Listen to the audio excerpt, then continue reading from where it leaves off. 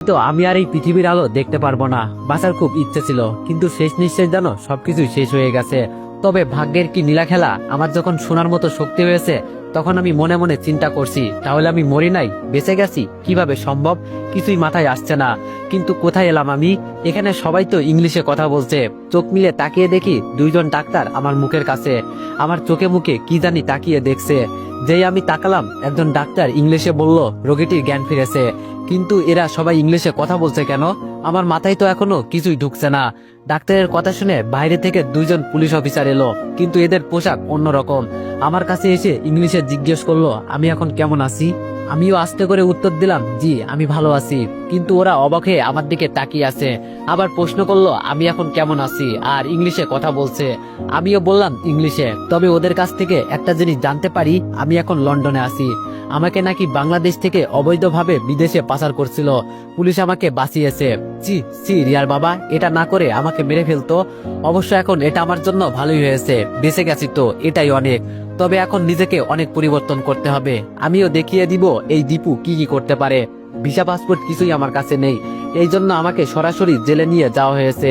সুযোগ বুঝে নাকি আবার আমাকে বাংলাদেশে পাঠিয়ে দিবে। ততদিন পর্যন্ত আমাকে এই চার দেয়ালের মাঝে জীবন পার করতে হবে। আজকে 3 দিন ধরে জেলে আছি। তবে এই 3 দিনে একটা বিষয় খুব খেয়াল করেছি, একটা মেয়ে প্রতিদিন বিকালে এখানে আসে আর আমার দিকে কেমন জানি অদ্ভুত ভাবে তাকিয়ে থাকে। তবে ওর আচার আচরণে বুঝতে পারছি মেয়েটা এই থানার ওসির মেয়ে। মাঝে মাঝে দেখি ওসিকে বাবা বলে ডাকতে, তবে ইংলিশে। এখন মেয়েটাকে দেখলেই আমি এমন ভাব ধরি যেন আমার এই পৃথিবীতে কেউ নাই। মাঝে মাঝে তো কান্নার ভানও ধরি, যাতে ওর চোখে একটু মায়া লাগে। মেয়েটাকে দেখে খুব ভদ্র মনে হয়, হয়তো আমার সাথে কথা বলতে আসবে কিনা কে জানে। আজকে আমার 3 বছর পূর্ণ হলো বিদেশের মাটিতে। এই 3 বছরে এখানকার ওসির বাড়িতেই ছিলাম। আমার কপাল হয়তো ভালো ছিল। ওসির মেয়েটা একদিন আমাকে এসে জিজ্ঞেস করলো কেন আমি এখানে, আর কোন দেশ থেকে, কি অপরাধ ছিল আমার। আমিও ইমোশনাল হয়ে সবকিছু বলে দিই। ভালোবাসার কষ্টের কথা শুনলে সবার মনের ভিতরেই মায়া হয়। মেয়েটা সব শুনে ওর বাসায় আমাকে নিয়ে যায়।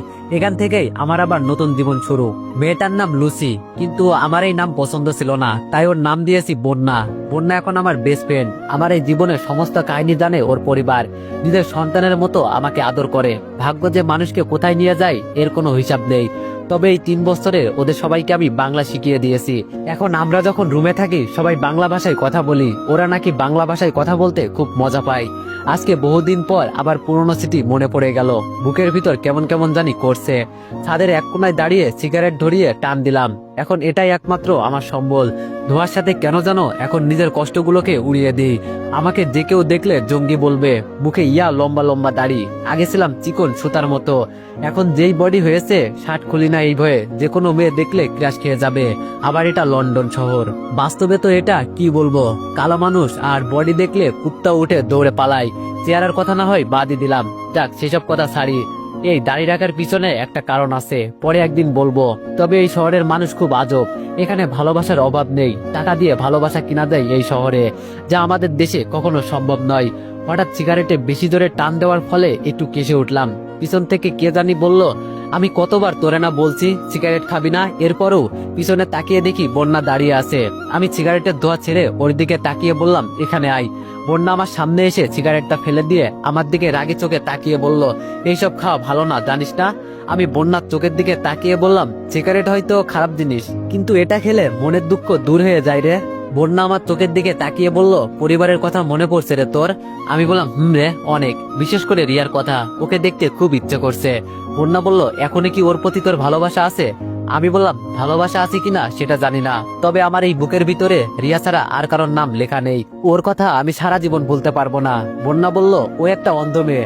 আমি বললাম, তুই আমার বেস্ট ফ্রেন্ড হয়ে এই কথা বলতে পারলি? বন্যা বলল, সরি, আমি এইভাবে বলতে চাই নাই। আমি বললাম, আমার কষ্ট তুই কি করে বুঝবি, খুব ভালোবাসতাম ওকে আমি, আসলে সব দোষ আমার, কপাল খারাপ ছিল। বন্যা বলল, ওর যদি বিয়ে হয়ে যায়?